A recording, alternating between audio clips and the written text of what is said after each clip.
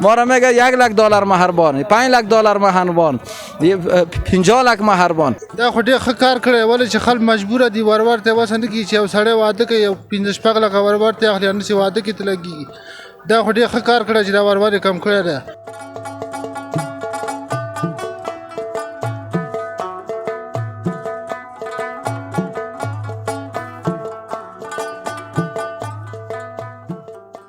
خوب است دیگه که تویانه نباشه به خاطر که کل مردم افغانستان فعلا شرایط خبر داره که صبح مبرای به خاطر یک دانه نان تا شوه وام به مشکل بچه نداره زحمت میکشه و بچه از کجا کنه پیسه با اون کمی زندگی خود زمو دختر و بچه جور شوه زندگی خود آباد کنه می تویانه به نظر من کار خوب نیست.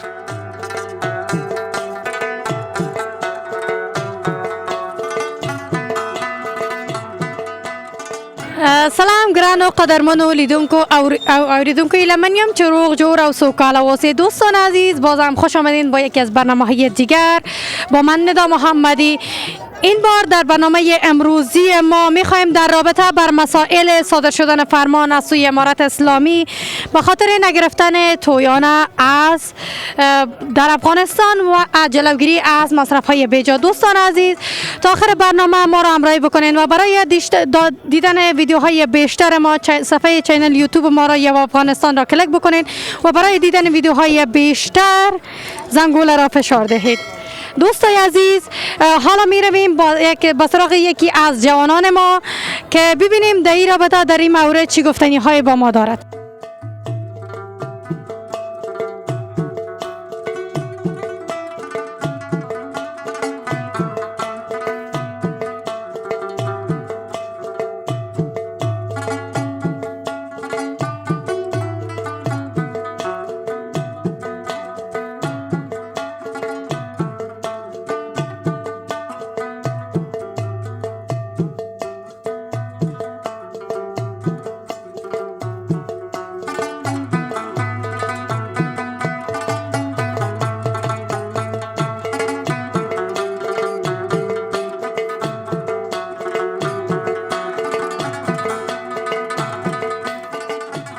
سلام خدمت شما، خوب هستین؟ ساعت خوب است، خیر است. سلام خدمت شما و تمام بیننده های گرامی. خوب هستین، بخیر هستین؟ سلامت باشین، انشالله که جور باشین. ببخشید قسمی که شما میبینین فرمان امارت اسلامی صادر کرده که در افغانستان نباید از جوانا در تویها باج گرفته شود و یا پول برنامه تویانه گرفته شود.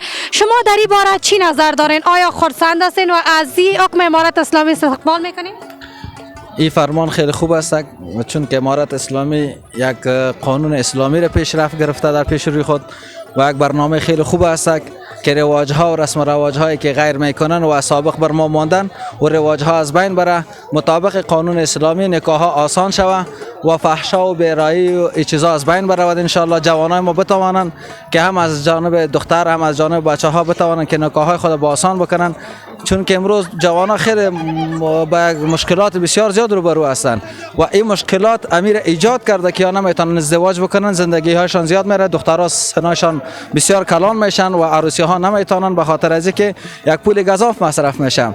حتی تویانه چی که اگر یام حکم صادر شود که هیچ کس نمیتونه در هتل عروسی بکنه، یک ولیمه بسیار ساده و آسان به طریق محمد رسول الله صلی الله علیه و سلم، ولیمه بسیار ساده بتن نکار خیلی آسان بکنن تا که بیراهی و عذاب خدا که فعلا سر افغانستان آمده، یا عذاب از چی است؟ همش عظمی است که خواهرای ما بیرو برآمدن و تا کجا رفته بودن. فلهذا وقتی که تویانه کم شود، عروسی ها آسان شود، بسیار جلوه بسیار گناه ها گرفته می شود. خداوند پاک امارت خیر بده که بسیار قانون خوبی را کشیده و در ضمن ازی تنها نه که تویانه را گم کنند، در ضمن ازی دیگر رسم و رواج که است ایران باید از بین ببره. نه تنها تویانه خو یک چیز کم است که اکثر برادرای اطراف که هستن و میگیرن، مردمی که در کابل تویانه نمیگیره. حتی این گفته شود که مهر تعیین شود که مثلا دوران ظاهرشاه بودن، مهر مختصر مانده و یا 300 افغانی یا 3000 افغانی تعیین کنن که از این مردم ها که ما نکاح بسته میکنیم ما را میگه $1,00,000 مهربان، $5,00,000 مهربان، 50 لک مهربان این مهرها را کم کنه و یک متعین مهر برشان تعیین بکنه. درست است که در اسلام نگفته که مهر متعین باشد، چون که ما از اوج بیرو برآمدیم. بو خاطر جلو بسیار خرافات ها و رسم و رواجای دیگه، توی هایی که در عروسی ها میشه، اینها را که جلوش امارت بگیره خیلی خوب میشه، عروسی ها خیلی آسان میشه. به نظر شما نگرفتن تویانه و یا ماندن مهریه کم آیا به خاطر ساختن یک زندگی دو جوان به نظر شما آسایش و بهتری در زندگیشان به وجود میاره؟ یک چیز واضح است، وقتی که بچه قرضدار نباشه زندگی دخترم خوب میباشه. وقتی که بچه قرضدار شد با قرض عروسی کرد، خصوصا دختر بیچاره هم، چون که ما باید از عقل خمنطق خود کار بگیریم، خسر خیل میخزه، دختر خیل میخزه، بوج زیادی را سر بچه میبره، بچه‌م قرضدار میشه. دختر خیل فکر میکنم یک روز مد نظر میگیره که روز عروسیم خوبش بگذره، اما این فردا چه فکر نمیکن که فردا پشت دروازه امی داماد ما یک نفر استاد میشه، دامادش در خانه نمیباشه، اما قرضدار که میاد دروازه رو به دختر از زمین میزنه. این خودش باید فکر خود بگیره که اگر من طلای زیاد بگیرم، من رسم و رواج اضافه بکنم، یک پلو و نان به مردم میتم، نام نیک میسازم، خب فردا پیش دختر مردم استاد میشه، اینی نام نیک بسازه، زندگیشون پریشان میشه با مصارف گزاف. وقتی بچه قرض بکنه خود زندگی دخترم خراب میشه. این که قرضدار نباشه بچه یک زندگی بسیار با سهولت، با آرام، با فکر و مغز آرام می داشته باشد. یک گپ واضح است که با مصارف گزاف زندگی هر دو پریشان میشه، با مصارف کم زندگی هر دوشان بسیار خرسند می باشد. سلامت باشین، خیلی تشکر از نظرت. شما خیر ببینید، خدا خیرتان بده.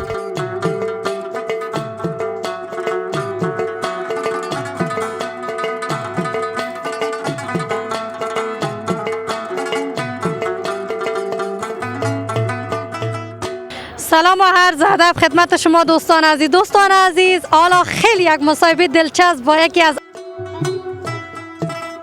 برای ای که تویانه از جوانان کشور گرفته نشن و بتونه یک ازدواج آسان داشته باشن، در نخست میشه خود معرفی بکنین و بگن که در کجا وظیفه دارین؟ جهادگل مدلغمان ولایت مدلتا سراپان و سر وظیفه دارم، شخصی عسکریم. آیا تر اوسه پورې ګرانه ورور ته واده کړی؟ ها ما واده کړی خو آیا د واده د ستنه لوړ اخیستلی شي؟ ها ما خپل ور کړی، 3 میاشتې بعد به ایران ته لاړم، هلته کار م کوله. پوه زه خپله 15 ځله ایران ته تللی م، دا 15 میاشتې کېږي دلته کابل کې شخصي سراپانو سره وظیفه لرم. ته په ایران کې د خپل واده پوره کولو لپاره تللی و؟ زه خپله ها که نه مجبوره وم، بیا هلته واده مې وکړه، قرضداره شوم، ایران ته لاړم، بیا هلته کار مې کوله، چې قرض مې خلاص کړ بیا بېرته رالم.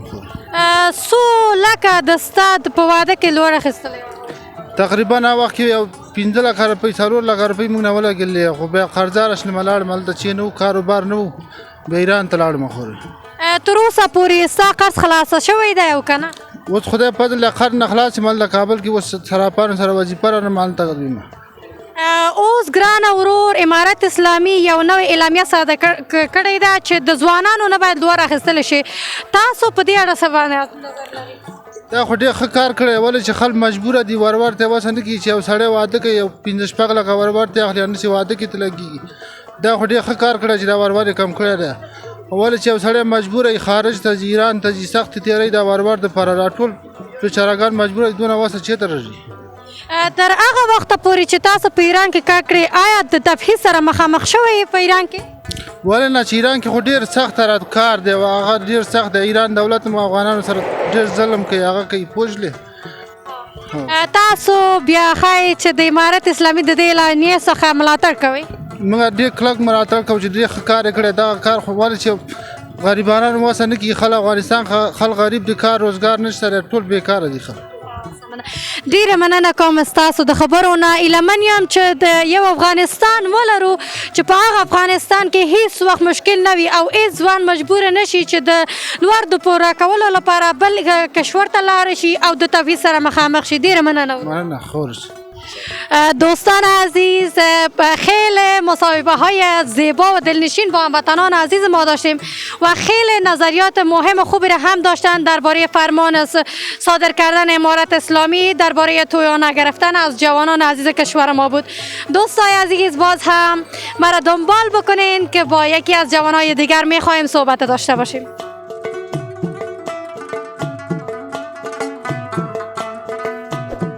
زموږ د نورو ښکلو ویډیوګانو لپاره یوټیوب چینل سبسکرایب کړئ.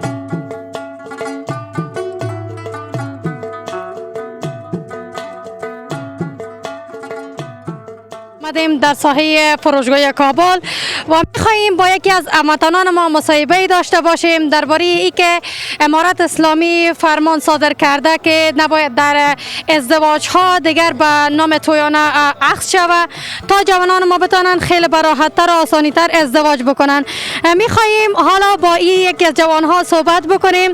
سلام، میشه خود معرفی بکنیم؟ بله، اسم محمد است، از لغمان هستم، در ناحیه هشتم میشینم، باشنده هستم. خب آمه جان، شما برای ما بگوین که امارت اسلامی فرمان صادر کرده که نباید در ازدواج ها به نام تویانه گرفته شود. شما در این باره چی نظر دارین؟ آیا خرسند هستین و یا نیستین و آیا فکر میکنین که حقیقت داشته باشه؟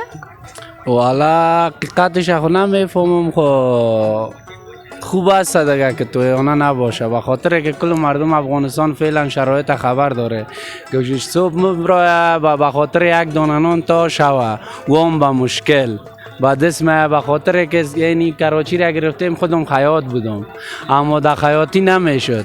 پدرم در خانه وظیفه داشت، حال در خانه شیشته دیگه خودم برآمدم این تا اینجا دیگه که یک چند دانه نان پیسه یک چند لقمه نان پیدا کنم. خب آمه جان، برای ما ایره بگین که های کاربار شما میشه نمیشه، وضعیت اقتصادیتان چطور است از بحرانی که آمده و این یکی خیلی از مشکل بزرگ سر راه جوانان به خاطر ازدواج هایشان. نظری باره شما چی نظر؟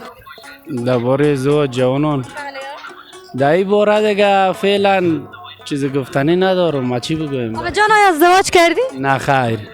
خب فرض بکن اگر بخوای که ازدواج بکنی از شما پول گرفته نشه، شما خیلی خوشحال میشین و یا که فکر میکنین که حتما در ازدواج از شما تویانه کنید؟ والا که پول نگیره خب بسیار خوشحال میشم، با خاطر از این که فعلا خب بیخی پول دیگه درک نه در افغانستان بسیار کمیافت شده. اما کمی کنه که 3 دانه نان شبانه ببره و بس خلاص دیگه با تویانه خب بیخی دیگه پس انداز نمیتونه. شرایط فعلی بسیار خراب است. یک روز کار است 3 روز نه، بس جیب خورده رایزی ما سرمایه دیگه باش که چی میشه خدا مهربان است. خب آمد جان خیلی از سلام علیکم. سلام علیکم. و علیکم. خوب است، زنده باشی. میشه برای ما بگین درباره فرمانی که امارت اسلامی صادر کرده به خاطر تویانه نگرفتن از جوانا در محافل عروسیشان که بتانن یک ازدواج ساده و آسان داشته باشن، شما در این باره چه نظر دارین؟ میبخشی به خوراک ما نظر ما که دمی باره تویانه که باید نگیره. همین چیزی که میگه بسیاری مردم خارجم، ما خودم از امریکا آمدیم، اون خانم من همین رضامندی ما است که مسئله تویانه و چیز از بین بره. بچه نداره، زحمت میکشه و بچه از کجا کنه پیسه؟ با اون کمی زندگی خود از دختر و بچه جور شو و زندگی خود آباد کنه. می تویانه به نظر من کار خوب نیست. پس شما از این حکم امارت اسلامی استقبال میکنین؟ بالکل میکنیم، بالکل. آیا پسر شما ازدواج کرده؟ والا 3 تا ازدواج کرده، از خاطر یکیشون آمدیم گشته رسیم که حساب 3 بچه خودم به اصطلاح زندگیش جور کنیم. پسرهای شما که ازدواج کرده در هر ازدواج پسرتان چقدر پول مصرف کردین شما؟ والا ما خود 2 تا بیازر دادای خود گرفتیم. در 2 لک 3 لک نقد از ما یک پیادرم گرفته 2-3 لک، مگم یکی دیگه هم در جریان است دیگه. ما گفتم امونو ما را بسیار پریشانم ساخته، همین تویانه مویانه که از بین بره کار خوب است. نیک است، زنده باشی دیگه، امر خدمت باشه.